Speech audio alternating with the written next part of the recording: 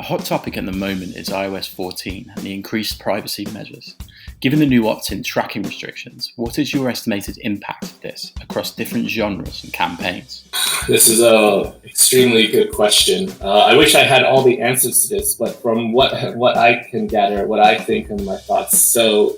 I mean, taking a couple steps back, there are two major kind of components, right? There's first the ATT prompt that asks users permission to track, but this is from both the advertiser and the publisher level, which, even if you have a really high opt-in rate, means there's going to be a throttling of possible users who are willing to sort of consent with their IDFA being used for marketing purposes or whatnot. So even a good opt-in rate will lead to inefficiencies sort of building up over time as you sort of lose a great deal of knowledge of what kind of people are sort of coming into your marketing campaigns. And there's also the second component, which involves more the campaign operations side. When the campaign IDs are kind of limited to 6 binary digit codes, one no longer has the luxury of tracking every single action, which would be fine in and of itself were it not for the 24-hour randomized timer,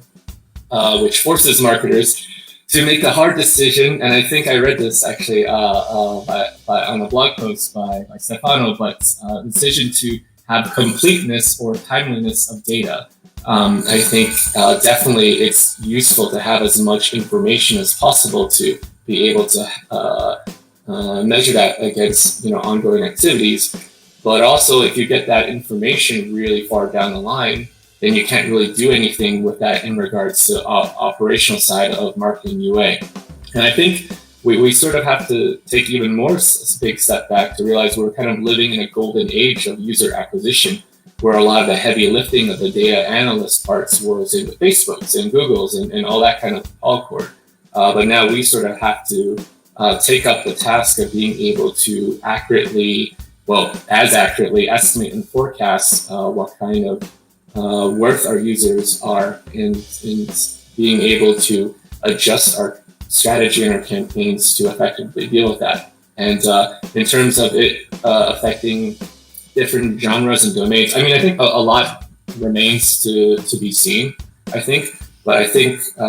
definitely there will be quite a big kind of difference in, firstly, if you're if you have an app that's really well loved and 99% of people are willing to give the IDFA, then perhaps you can expect business as usual in terms of like marketing campaigns. But if you're in gaming like I am, and I'm sure everyone who's watching this has seen all sorts of